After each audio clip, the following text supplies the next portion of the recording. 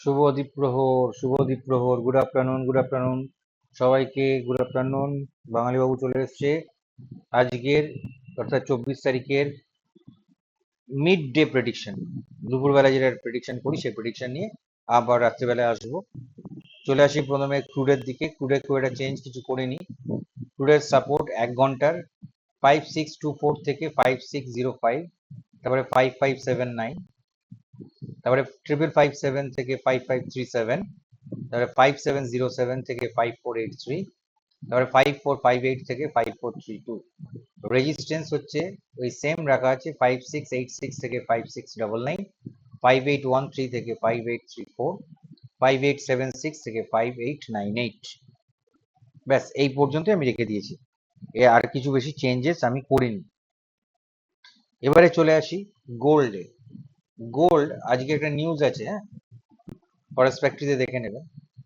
Gold কিন্তু bearish থাকবে, কারণ ট্রেড পলিসিতে কিছু মানে সুবিধা এসছে, ওই জন্যে গোল্ড কিন্তু এখন একটু বিয়ারিশ মোডে থাকবে।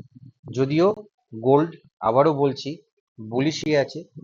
দুটো কারণে তা ডাউন হয়েছে। একটা হচ্ছে প্রফিট বুকিং এর ব্যাপার আছে, আর দ্বিতীয় হচ্ছে ওই যে আমাদের ট্রেডের ব্যাপারে, ট্রেড ট্যারিফের ব্যাপারে কিছু কিছু স্যাংশন যেগুলো ছিল সেগুলো ইজি হয়েছে, যার জন্য গোল্ড এই ডাউনওয়ার্ডস নিয়েছে।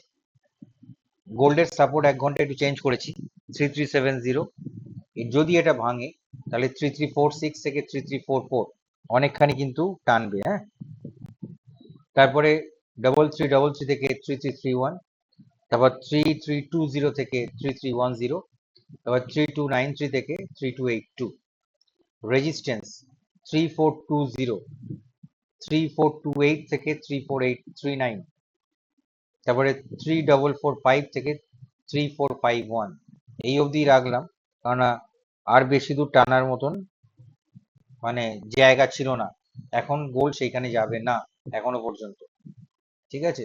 সোমবার দিনকে দেখা যেতে পারে কি হতে পারে, বা 30 তারিখের পর 1 আগস্ট থেকে তারপরে গোল্ডের মুভমেন্টটা বুলিশের জায়গায় যাবে। এর আগে কিন্তু নেগেটিভ টু ভোলাটাইল থাকবে, ঠিক আছে। Thanks for watching, will come at evening. সবাই ভালোভাবে ট্রেড করুন। গোল্ড একটুখানি দেখে করবেন, গোল্ড কিন্তু বিয়ারিশ মোডেই আছে, ঠিক আছে। কিন্তু গোল্ড বাউন্স ব্যাক করলে কিন্তু এসএল নিয়ে বেরিয়ে যাবে, সাবধানে, ঠিক আছে।